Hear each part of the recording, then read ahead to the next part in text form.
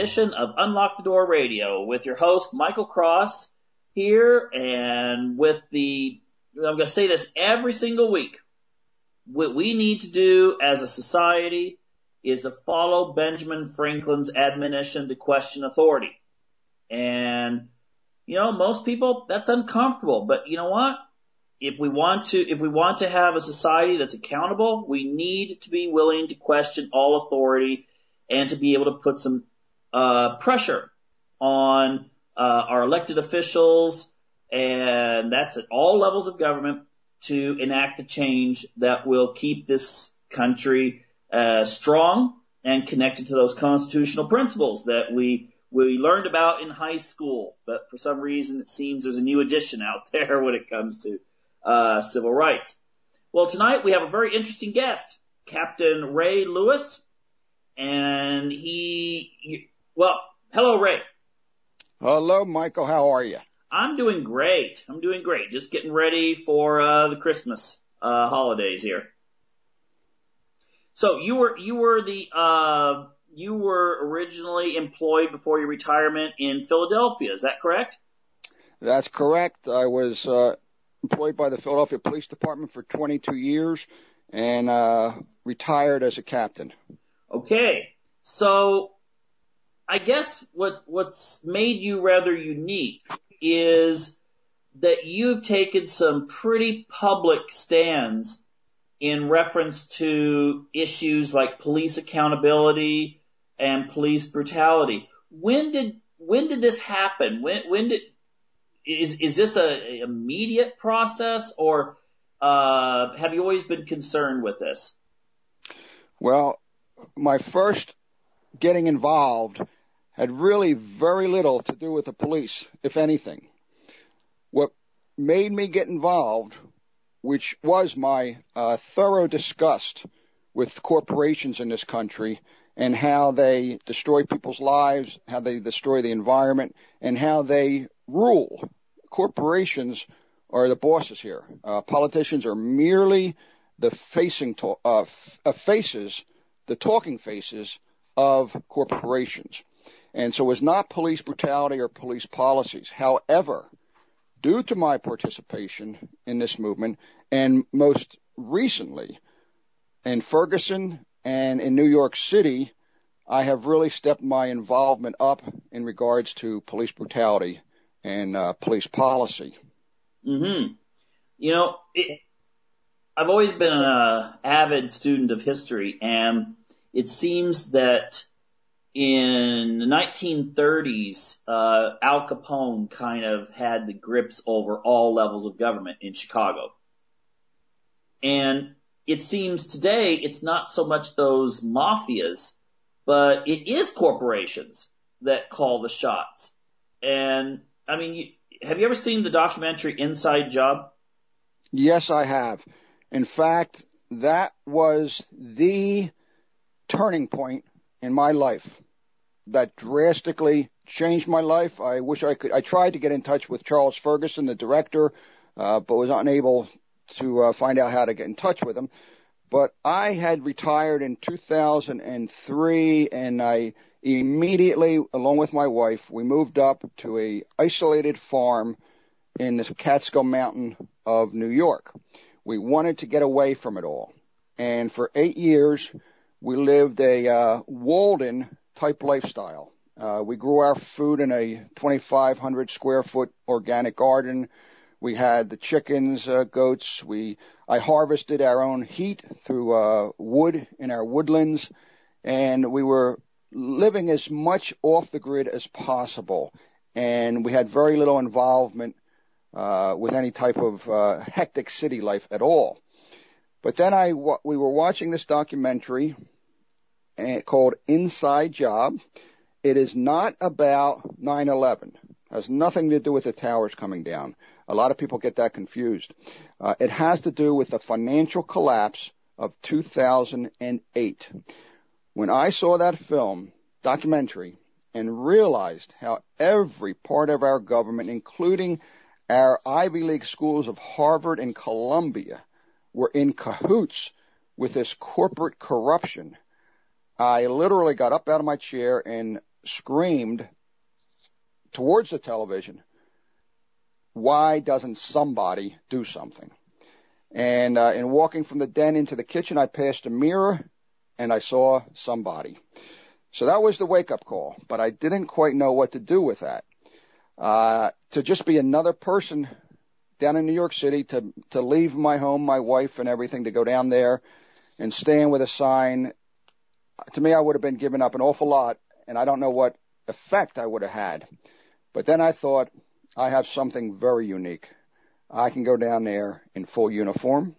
I realized that the protesters were being disparaged by being called dirty, lazy, telling them to get a job, get a bath. And I saw what the media was trying to do, to destroy this Occupy movement. And that was a light bulb went off in my head. Ha-ha. Let them tell me to get a job. Let them tell me to get a bath. They would not be able to. The two words I heard down there in Zuccotti Park, the headquarters of Occupy, during almost a year I was down there, where the other protesters said I gave them credibility and I gave them legitimacy. Although I always responded back to them, the reason I came down here is because you are credible, you are legitimate. But they knew what the media was doing to them, and they realized that they could not do that to me, and therefore I was helping their movement quite a bit in the visual image, if nothing else. Well, I think it's interesting. I think the first time I saw some stuff about Occupy Wall Street was on RT, which, of course, the mainstream media in the United States tries to dismiss, saying that, well, it's connected to the Kremlin and stuff. But I was watching the way that they presented the protest, and they were being very fair. They were showing a variety of people, all types of political backgrounds and so forth, trying to bring these issues to the forefront. And then I would watch some of the corporate media, your regular big, TV networks, which I guess pretty much there's 6 corporations that control just about everything most Americans and most Europeans read and see and hear and so forth, whether it's fiction or nonfiction. And the way they were presenting these people was just, it looked like they were just finding the person that fit the stereotype that they wanted to present. And then, anytime a policeman did anything, violent to these protesters, it was always making it sound as if they deserved it. Absolutely, you're right. And I can tell you the number of times that ABC, CBS, NBC, Fox, and CNN interviewed me during my 10 months at Occupy and also during my 22 days at Ferguson. The number of times they interviewed me, you can count on your fist. 0. At Ferguson, black residents went up to different news companies and requested them, would you please interview Captain Lewis? We want the whole world to know that Captain Lewis stands with us. So the world in this country and white America does not think we're just a bunch of black wild animals. They refused to interview me. Now, that was almost a year in Zuccotti Park and 22 days at Ferguson. And you don't think I'm worth 1 minute of coverage? No. Something was definitely up there. Something is definitely up. They do not want white America to see me. Now, I've been on Russia TV 3 times. I've been on Al Jazeera once. They are the ones that are willing to put me on. But no American corporate-controlled media, major media, is willing to have me on. I think that tells you all you need to know about corporate media. Well, I think the one thing I can tell you about corporate media, you see, I haven't lived in the United States, permanently since around 1999. And so I get if I do watch something, I watch it via the internet. And whenever I visit the United States, and, because what you get on the internet is often different than what you actually see, on the TV. And when I've switched on the TV, first of all, it's amazing how you can just switch channel to channel and it's the same story, covered the same way. Hardly any except for the newscasters. It's like the same message from the same teleprompter. Yeah. And it's glitzy and it's when I left, it was bad enough, but now it's almost like, did you ever see the movie Idiocracy? No, I have heard of it, never saw it. Okay, they present this newscast that's, they're mocking one of the networks. But it seems that it's gotten to that point now. And there's no real analysis, as opposed to a lot of the foreign press. Even I know BBC is controlled by the British government, but still they show both sides to issues.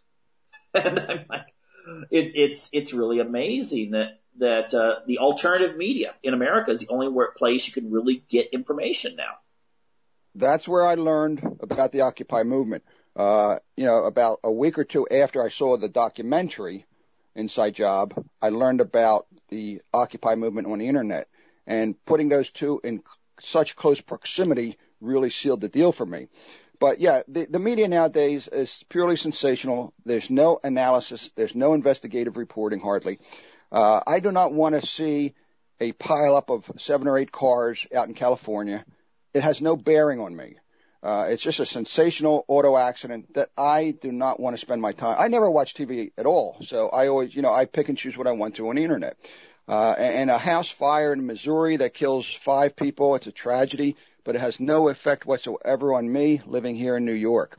The other thing, while I was in Ferguson, I never watch mainstream media, but I wanted to see how the channels were covering the Ferguson incident. And so I had CNN on, and I had that on all day. My action was in the early evening to late night. That's when the people congregated to protest. CNN had the same filming of the fires, the looting, over and over again. And I'm not exaggerating when I say they must have shown Michael Brown Jr.'s stepfather shouting, "Burn this place down, burn this place down," over and over every 15 minutes. Every 15 minutes that was being shown, from the morning till I left in the evening.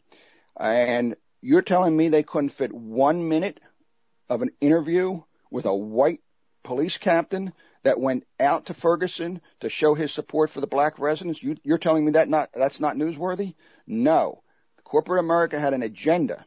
They wanted to show the black residents as animals who only steal, rob, and loot. And we'll get into the reasons of that later. Well, they did the same thing to the Occupy movement. I mean, yes. The difference being, I think that may have woke a few people up, both left wing and right wing. I don't care what political persuasion. But these were, by and large, educated people that were protesting. They were not violent, but you saw some cases where police just used people as punching bags. And no matter how you showed the angle on the network news, you still kind of got this creepy feeling like something's being left out. You certainly did. The media prided themselves on only showing the confrontations with police, and then also not showing the very initial contact by the police, but showing only the protesters resisting what I saw were unlawful arrests. The NYPD engaged in a tactic that I had never seen before, and it was evilly brilliant in dwindling crowds at protests. They actually went in, and this was not only the blue shirts, but the white shirts, the supervisors. They went into a crowd, and to my amazement and others, they would just grab the most peaceful protester in the group. Wasn't even chanting, didn't even have a sign. And they would drag that individual out. And now, of course, this individual, knowing he has done nothing, or she, perhaps would put up a struggle. And then the police would, use the force to subdue the person and take them away. What that did is it sent a clear message to every peaceful and law-abiding protester that we're not even safe if we don't break the law. These people, the school teachers, the doctors and nurses and electricians, they realized, if I'm going to take part in this, even if I'm peaceful and obey the law, there's a good chance I still could get arrested. I can't take that chance. They don't know the repercussions of having a record. They don't know how long they perhaps would be in prison. Would they miss a week of work? How much would a fine be? So they stayed away in bundles. I saw the decrease in people coming out decrease dramatically, specifically with your working class people that were supporting the Occupy movement. So, the police used tactics there that were totally illegal, and worse, no one was held accountable. When you get away with that and not held accountable, well, then the police rule, and the law does not rule.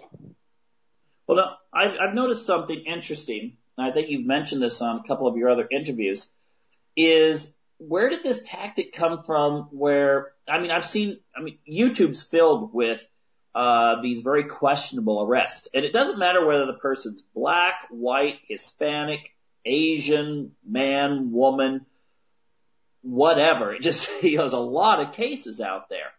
And the thing is that I've noticed that a lot of times when a person, especially a small person, let's say it's a small 5-foot tall woman in some sort of protest or something, and they grab her arm, the immediate thing they yell, and these cops can be huge. And the first thing they start yelling at her is stop resisting arrest. Yes. That's a tactic. It's a deplorable tactic. They want to make sure that anybody has cell phones, anybody's recording it, any newscasters. They want to make sure that the white America hears, my God, they're resisting arrest. No wonder the officer has to use full force. This is another vile tactic used by police officers. Yeah, so essentially it just makes it look as if they're being hurt, and if the policeman sprains his arm while he's yanking someone down, then they're charged with assault. Yes, they are. And all of white America, first of all, they have this unreal trust in the police. And if they hear an officer say, stop resisting, they don't even question the veracity of that. They automatically assume, because of their trust and respect for the police, that the individual must be resisting arrest. Now, the one thing I want to get at here when it comes to Occupy and then later Ferguson and some of these others is recently the government has been threatening sanctions on Venezuela because of the way they have put down protests there. And also the U.S. press has presented the protest in Hong Kong in such a way that, well, the police are being really brutal. And so, I've seen the videos, and it does not even compare to the Occupy situation and some of the stuff I've seen from Ferguson. Do you feel this goes all the way up to the federal government, where the federal government is actually encouraging this putting down protest and so-called keeping the status quo? Oh, absolutely. The federal government, you have to realize, the federal government, when you say the federal government, what you're talking about is the corporate government. The federal government is nothing more than a facade for corporations. And corporations are, especially now, they are deathly afraid of a second Occupy coming. The first Occupy perked up their ears. They realize now that a second Occupy could come along, be much bigger, and cause them major problems. So absolutely, our federal corporate government is involved with stopping these protests. Well, could this be a reason why there's more of a militarization of the police? I remember when I first visited Istanbul, Turkey, and this was back around, 2002. And the thing that struck me was there was policemen carrying automatic weapons. I'd never seen that before. I'd never seen police carry automatic weapons. And I was just thinking to myself, wow, I'm glad that's not the case in America. But now, you go to the United States and there's police departments with MRAPs, those sound cannon things. There's police stations with helicopters, military helicopters, tanks, machine guns that were originally used in Iraq or Afghanistan. What's going on with that? It looks more like, I was just looking at one of the major police department websites because I heard something on an alternative news network that and I had to check it out for myself, but one of the largest states in America, their state police website actually said, we are essentially a paramilitary organization. Yeah, I heard a California Highway Patrol supervisor state those very words, that they're a paramilitary organization. And again, I go back to corporate America. They realize this, that if there is a second uprising that's bigger than the first Occupy, that police departments alone, the way they are equipped now, may not be able to quell the protesters coming for the corporate heads. Subsequently, they want to be sure that they're going to be protected without having to send the military in. The corporations will not want to send the military in because of how that would appear to many white Americans. You know, many white Americans, that would be going too far. No. Once you send the military in, something's wrong here. So corporate America has deviously made cities and towns not only tolerate their police departments becoming militarized, but they now have citizens of towns and cities demanding that their police departments become militarized. One of the tactics corporations used was through their corporate media. In continuing to show the same rioting and looting hour after hour after hour, you saw every white American citizen who lives in a white town or white city. They all have black areas near them, whether it's across the railroad tracks, another part of town, across the river. They are all in close enough proximity to blacks to have felt a fear during those riots to say, if those riots down across the tracks, if those blacks start rioting across the tracks, we need our police to have military equipment. They will trust their police using military equipment, where they would be very hesitant to allowing a military force to come in. And corporate America now has these communities not only allowing military equipment to come into their police departments, but demanding it because of the corporate media depicting the rioting in Ferguson as wild black animals that white people have got to be protected from. Yeah, and again, this is at all levels of government too, being reinforced. Absolutely. Well, there's one level of government here. It's corporate government. They filter down into every aspect of government that controls people's lives or regulate people's lives. It's all, if you trace it back far enough, it comes out of corporate America headquarters. Mm-hmm. And the other thing too that many people don't, I guess, realize is the fact that these giant corporations that are also they may make you may have a corporation that makes cars, but they also make military equipment or electronics or something like that. And the upkeep for this kind of equipment, whether it be helicopters or tanks or whatever, the upkeep is very expensive, and the corporation's making money off some little town with 3,000 people with a tank. When that tank breaks down, they have to replace the parts by buying the parts from that corporation.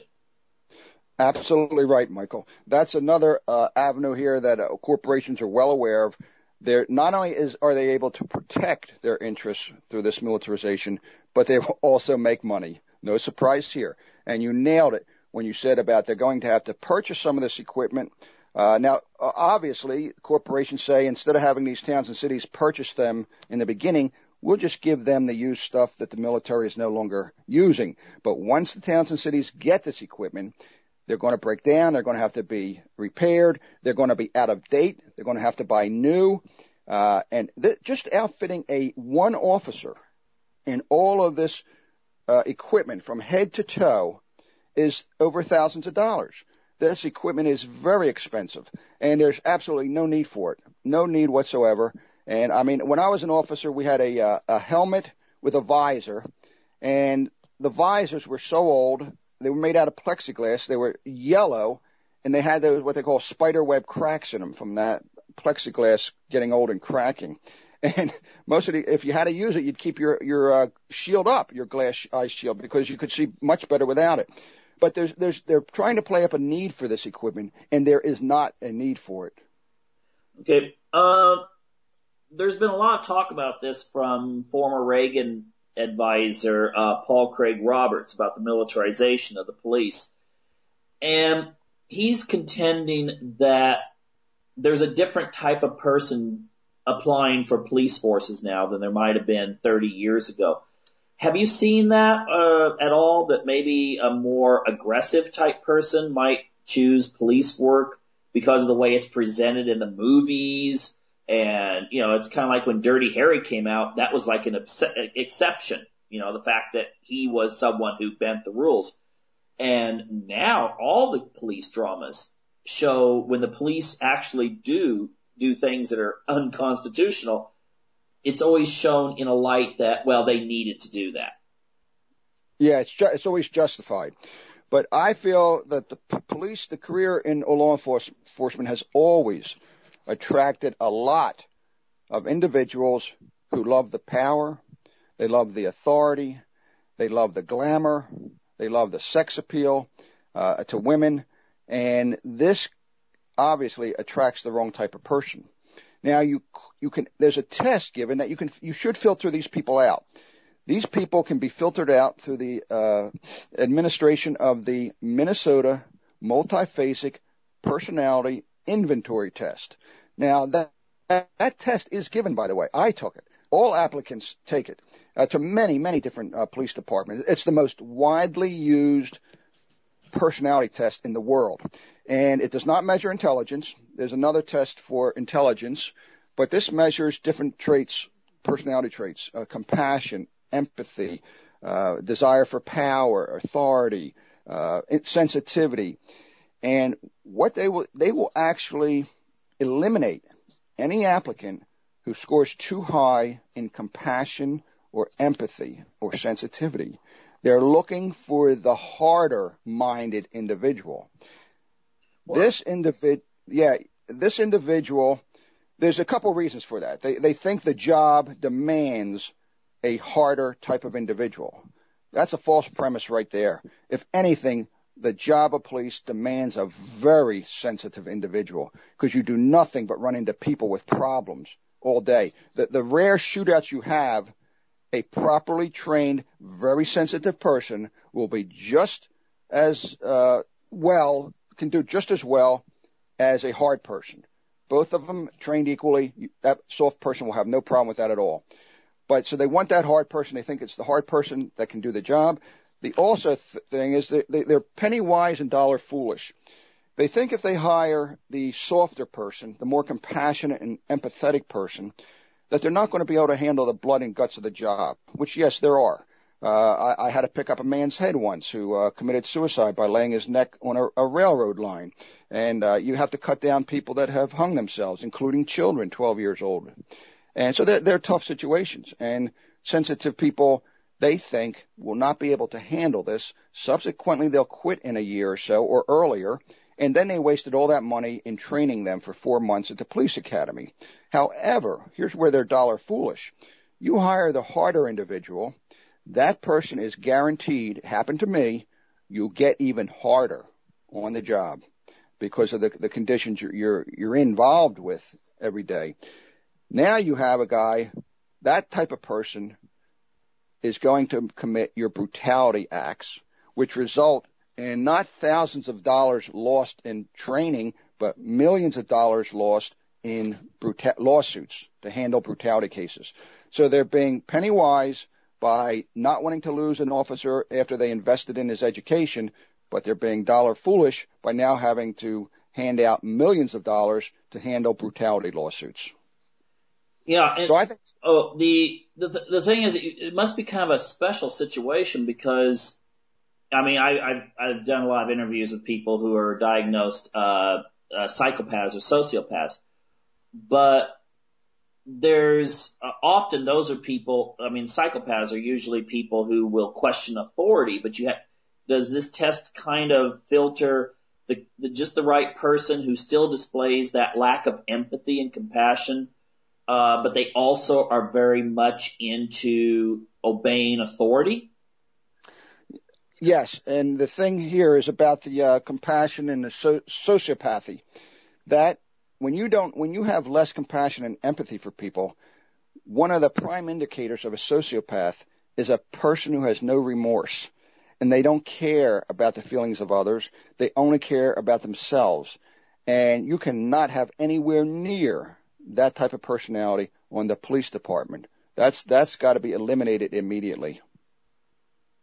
Yeah, but instead it seems that those are the people that are getting chosen now. Well, at least more of them. Yes. And the other thing is, when I was joining, I would assume now, veterans of Vietnam got an additional 10 points on their entrance score. And so your first couple hundred recruits were all Vietnam vets. And they wanted them, they didn't give them extra 10 points because they said, well, they did the country a service and they should be rewarded. No, they wanted the personality of somebody who was in the military and learned to take orders without questioning.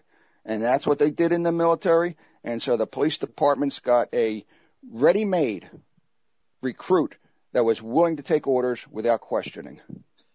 And so I guess now you're getting a lot of people out of Iraq and Afghanistan, which, you know, there's nothing wrong with being a veteran, but it seems that when you went on the force, that was, okay, Vietnam was there, this is America. You know, things are different. I mean, I'm right in that, correct?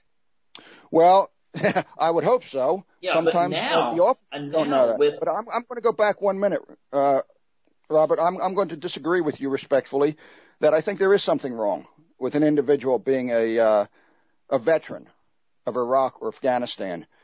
Anybody who went to Iraq and did not realize that many of their brothers and sisters died looking for WMDs that George Bush said we went there for, that did not exist, that we destroyed a country's culture, we destroyed families, we killed children, and they come back and they're not telling people that I was used, it was a disgrace what went on over there, and George Bush should be in prison. There is something wrong with coming back and being a vet and not saying anything. Okay. Okay, I can give you that. The thing is, though, I guess my point was that if you go to Afghanistan or Iraq and you're taught those are the enemy, you know, the population that you're keeping under control, then nowadays, since 2001, it seems that a lot of the psychological training is to encourage law enforcement in America to look at everybody as a potential enemy. I remember I was watching a documentary, a BBC documentary, Power of Nightmares, Part 3. Excellent documentary if you get a chance to watch that, The Power of Nightmares. And they were interviewing a policeman he was asked, what's a terrorist look like? And he goes, I don't know. So I guess everyone could be a terrorist, you know? Yeah. And that's a very dangerous way of looking at the public as if you're an occupying force in whether it's Chicago or some little town in Iowa. Yeah, that's been a major shift. But I'll tell you, even when I was in the force, there were two types of people, cops and assholes. That was then. Now it's changed even stronger. There are two types of people, cops and society. Cops now no longer see their role as protecting and serving society. And here's the drastic change. They see their role as controlling society. And who are they controlling society for? This they're not able to articulate, although they know that's their job. Who they're controlling society for is your filthy, rich white men in this country. Mm-hmm. And essentially, well, I want to get to some scenarios that could cause some problems here in the future. But first, when you were on the force, let's say we'll go back a little bit further than early 2000s. Let's say back to 1980s. What did you guys use in Philadelphia? what were the prerequisites to send out a SWAT team? Excellent question, because now they're sending them out all the time to serve warrants for every drug raid, etc. In the 80s, I was a patrol officer. My first 10 years were as a patrol officer. That's the individual who drives around in the car and always the first one on the scene and answers all the jobs. We had a SWAT team, and it was very, very infrequently used. We would have it if there was a barricaded man with a gun. That was the most popular call when we knew that police were perhaps chasing a man with a gun. He ran into a home, second floor or whatever, and he barricaded himself in. They locked the doors. That was when we called the SWAT team out. And even then, before the use of force, there was a negotiator. And once the individual, give him time to settle down and realize that he could not escape, that we had cops in the back, we had cops in the front, 9 times out of 10, after that you give them time to come to their senses and the adrenaline stops flowing, they would realize their situation and they would come out and surrender.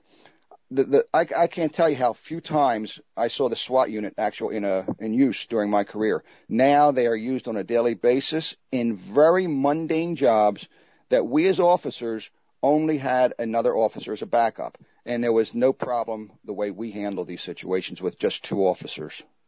Well, it just seems to be very traumatic if what you're being served with is some sort of bill, some sort of back tax bill that for some reason you've forgotten to pay, or overdue parking tickets. I've heard library books, divorce letters. I mean, all of a sudden you've got people that look like they're dressed for a dystopian movie pounding on your door. I mean, that must be very, very traumatizing to just the average person. Yes. You have to realize now also the psychology of the leaders, the bosses in police departments. When you have an individual who joins the department to help people, and you have an officer who joins because he wants power and control, too often the officer who wants power and control is the one who rises up the ranks. They are the aggressive ones, and it's aggression in most all phases of life that get you what you want. These multi-billionaires, every single one of them is a very aggressive type of person. Your person who enjoys working in a garden, who enjoys identifying butterflies, that person has no desire for power and control. They're content in live and let live. But the people who want power and authority, they rise up, including in our police departments. Subsequently, you have police commissioners who, once an officer rises through the ranks, you have sergeant, you have corporal, lieutenant, captain, and whatnot, and they become a police commissioner. Now, how else can they expand their power? Let me get military equipment in here. That'll make me even more powerful. And how about the individuals, the psychology, the personality types who want to be in SWAT to begin with? It's just the same way with canine officers who have these German shepherds. A canine officer is dying to use his dog to attack somebody. They don't go into canine because they love dogs. They go into canine because of the power that dog gives them. At the end of that leash, that dog represents power to that individual. And that power, they want to exercise that power. They want other people to see it. They want other people to see how powerful they are. SWAT members want to let other people see how powerful they are. So they actually love going out to serve these divorce papers. It gives them a chance to utilize their dog. And they don't want to have their equipment just sitting in the police wagon, not being used. That's why they join SWAT, to have this warrior look about them and to be able to tell warrior tales at the bar. And so you even have the wrong type of people getting involved in SWAT. And then you have powerful police commissioners who want more power. And how do they attain that? They attain it by having these very powerful SWAT units and utilizing them. Well, is there also another thing that could be involved in this, and that is to soften up the population so that they're used to kind of who's in charge?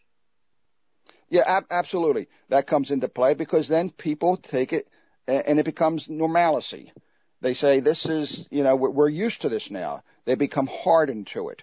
And subsequently, when they see these tanks patrolling their neighborhoods instead of police cars and these MRAPs, it'll be something that they were gradually weaned on, and there will not be that opposition if it all came at once.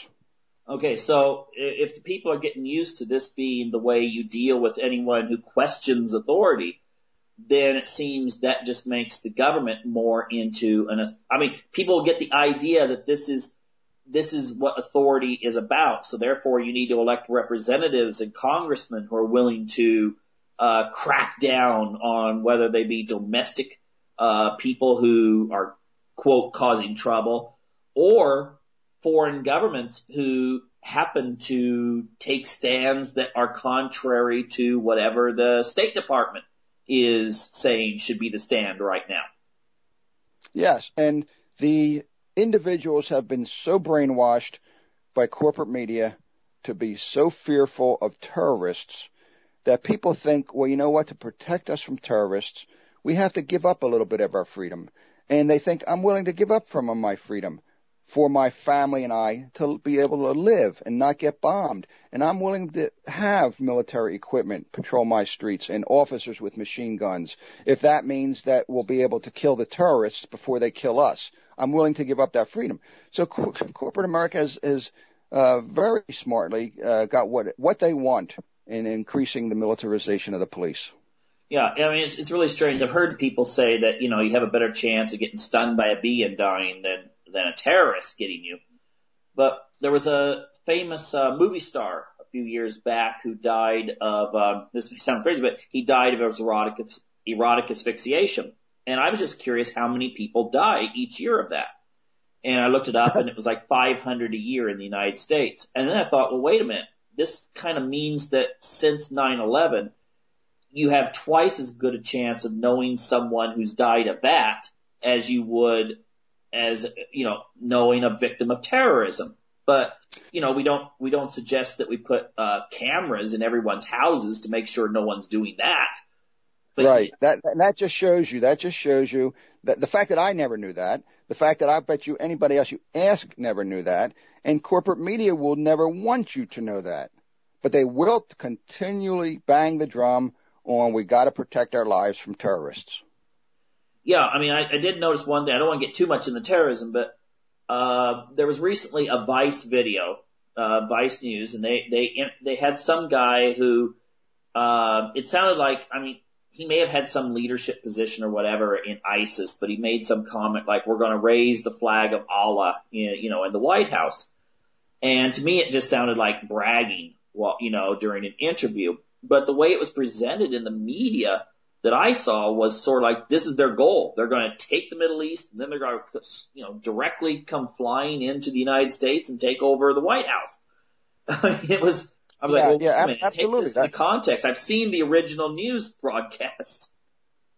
That's America media, corporate media at its best. Yeah. They'll take a statement like that and blow it all out of proportion, and Americans believe it. Now, here's one thing I want to get into, too, is there was a case a while back where a man, his name was Kelly Thomas, he was a homeless guy. I'm not going to go into the particulars, but he was beaten, and he died of his injuries. He was beaten by cops. And ironically, I guess his father was an instructor in a police academy, so a lot of attention came on this case. But I never saw anything in the national news about it. It was mostly an alternative news thing, or local news. Now, he was white. Do you think that the media purposely makes this a racial issue by ignoring the questionable shootings or beatings or whatever of white or Hispanic or Asian people? And they focus on, like, Ferguson. And absolutely. Focusing, they make it sound as if, well, it's an implication that this community is dangerous, therefore we need to really crack down here. But if you point out all the other cases where you have people of other groups and nationalities that have died under questionable circumstances, then that would show there's maybe a police problem. And corporate media does not want to show that to white America. They want to make sure that they keep the whites and blacks divided and going against each other. They do not want whites and blacks coming together and seeing the problem as corporate America or our police departments. They want white America continuing to side with the police departments and continuing then to be against blacks and minorities. The easiest time a pickpocketer has to pickpocket somebody is when he or she is arguing with another person. And that's what corporate America does while they pick our pockets. They throw out all these red herrings, gay marriage, stop the legalization of marijuana, this and that. And it keeps us so occupied that we don't put our eye on the ball, that it all goes back to the sociopaths running this country in corporations. Yeah, I mean, I'm quite amazed that if you look at the front page, even on the internet of the major news deliverers in, the United States, you have stories about Kim Kardashian showing parts of her body and pictures and stuff like that. You have stuff about celebrities. It's gotten to where it's almost like it's like celebrity news instead of actual news. And then if you read an article, I remember I showed a group of people in Europe something dealing with the whole Syrian crisis. And these were young people, 19, 20 years old. And this was from one of the large networks. And one person raised their hand. They said, wait a minute, this is satire, right? Isn't this from Saturday Night Live or something? This can't be real. Wow. And I said, yes, it is real. This is an interview on one of the major news networks. And he was just, everyone was just like, what, wait, what? At first, there were people in the audience that thought this was some sort of comedy sketch because it was so simplistic. That's interesting. Yeah. And it's so easy, it seems, to turn people's attention right now. All of a sudden now, 1984, everyone's supposed to now hate, I don't know, right now, who's the big target? Everyone's supposed to be not worried about what's going on in America, but, look at Vladimir Putin. He's the bad guy. Ooh, bad guy. Yeah. That's what their attention is right now. Right now in New York, they have been very successful in turning the problem with the police there to the fact that there were protesters that caused the deaths of those two police officers in New York City. Not the fact that this was one crazy loon who was arrested 19 times beforehand, had just killed his girlfriend, and he was just a killer. But no, he was motivated and provoked by the protests against police brutality in New York City, which I took part in. And the head of the union down there, Patrick Lynch, and the police union in New York City has declared war on protesters. And he said that if they have blood on their hands, that if it wasn't for them, if it wasn't for the protest against police brutality, this individual would not have shot those two police officers. And he knew exactly what he was saying. He knew all of white America now is seeing those two police officers shot and killed because of the protests against police brutality. And he just took a lot of the effect out of these protests away in trying to reach white America. So that's the thing of today now, that the New York City is blaming the protesters for the killing of these two cops. And it's going over very well, by the way. Yeah, you can always find someone in any kind of group that is going to say crazy things, and then it gets on the press, and then you try to paint the entire group that way. Speaking of which, have you ever seen any evidence that police departments send in agent provocateurs, like undercover cops, to kind of get people stirred up and do something in order to justify going in after, like, a peaceful protest? I can't go into detail there, but I will say that is a primary way that police and all of government law enforcement agencies attempt to destroy movements, from the CIA, Homeland Security, FBI, to your smallest town police departments. You get one person at a protest, burning a flag or urinating on a police car, the media will carry that. They will carry that to all of white America. And as soon as white America sees a protester burning the flag or urinating on a police car, right away they assume that represents all the protesters, and subsequently they want nothing to do with that movement any further. Police departments know this. All government and law enforcement agencies know this. And the other thing about provocateurs, don't think that corporations don't send in their own provocateurs. And if the individual, first of all, the individual has a right to burn the flag, and so there's not going to be a criminal record there once they ask one of their security officials to go in and burn a flag. And even if the security official of a corporation goes in and urinates on a police car, he'll get a fine, and then he'll be out. There's no big deal there, really. It's the visual that all America will see. So don't discount the role that corporations play in sending in these provocateurs. Mm-hmm. Okay, that's actually quite interesting. Hey, on the police brutality thing,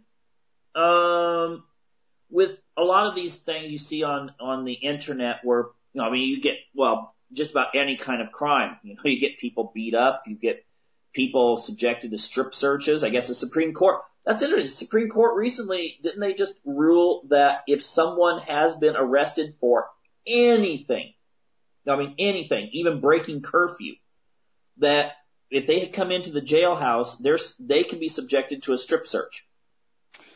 And even worse than that, a body cavity search. That means you've got to spread your cheeks, you got to spread your legs, and that is extremely degrading, humiliating, and totally unnecessary in all but the most extreme cases. And the Supreme Court has case after case having struck down the citizens' rights and increasing the power of the police. And I'm telling you, corporations have their hands in every part of government, including the Supreme Court. Okay. The Supreme Court is nothing more now than a front for corporate America also. Now, I won't dispute that. But the thing is, I want people to think about this for a moment. And, because the image you get is, the guy's, been arrested for robbery or beating someone up. Of course, I want him checked. But technically speaking, a couple's out making out and they don't realize, curfew's 12 o'clock. They're 16. It's after a high school dance or something. The cop pulls over, catches them, decides to take them to the police department. There's, your 16-year-old daughter can get a full body cavity search then, thanks to the Supreme Court. Absolutely. Wow. Your 16-year-old daughter. Yeah. And obviously, many of these individuals do it just for their own kicks. It has nothing to do with their safety. It's for their own sick kicks. And I personally I do not agree that a robber or a burglar or any such crime as that should be strip search. We had what we called a pat down. You pat them down their ankles all the way up to their neck and you can feel the weapon. If you do a proper pat down, and a proper pat down does mean feeling around their groin area, but outside the clothing. And if you do a proper pat down, you will be able to feel any object that could then be used by the individual. We put 95% of the people we put in our jail cells, we put in with a pat down, and there was no asking them to undress. Yeah, and none of those kind of Hollywood things where someone's got a shotgun up their rear end that they take out and take over the police department. Exactly. None of that.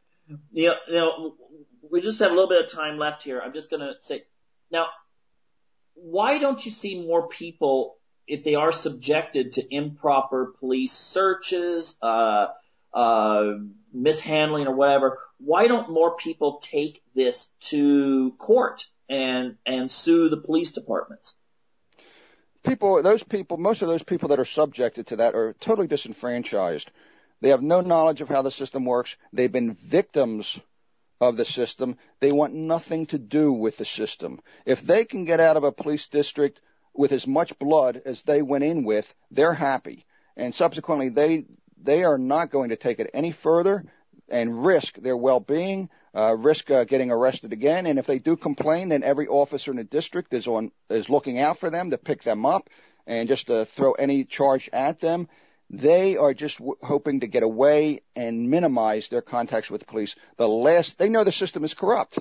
They know they're not going to get any justice going in front of a judge or getting a public defender.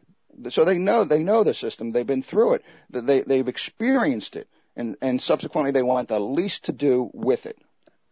Yeah, I've heard people that have gone through like family court and stuff like that, who, normal, middle class, highly educated people, totally were like, yes, the American justice system is number one on the face of the planet. And then they go through a family court and their entire belief system in fair, impartial courts is totally shattered. I mean, it's gone. And Michael, that's just a family court.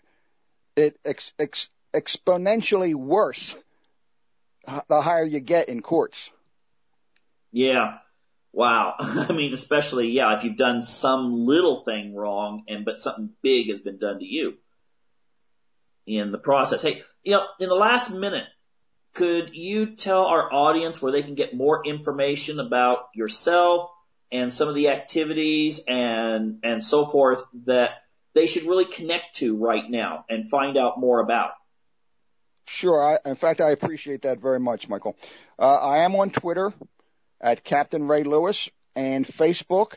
I have a fan page, and I hate to use that word fan page, but that's the name that Facebook has given it. That's where only I can post, and people can go there and like my page and also make comments. You can make comments on that page, but you cannot post anything. Then I have a profile. My profile page is just Ray Lewis, and there you can put on things that you would like to post and others to see. So thanks for that opportunity, Michael.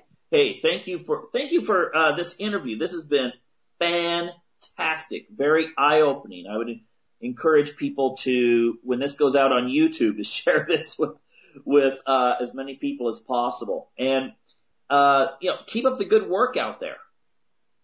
Thank you very much. I just got back. I was out in Ferguson for 10 days in August, 12 days in September. I got back, and within 4 days I was down in New York City, participating in the Millions March against police brutality. And now with this uproar with them, the New York mayor and Patrick Lynch demanding no more protests, I might have to go back down and stand up for those protesters that are still willing to protest. Michael, thank you very much. Hey, thank you. And thank you to our listening audience for tuning in this evening to Unlock the Door Radio here on UCY TV.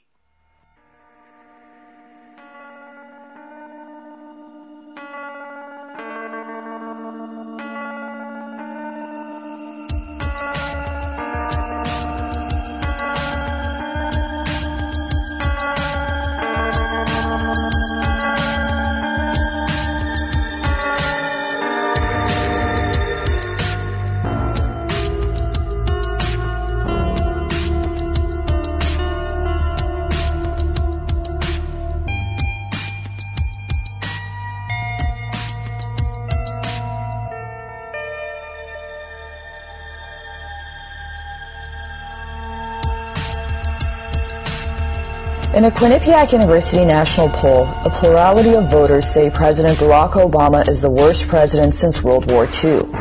33% of voters think the current president is the worst since 1945.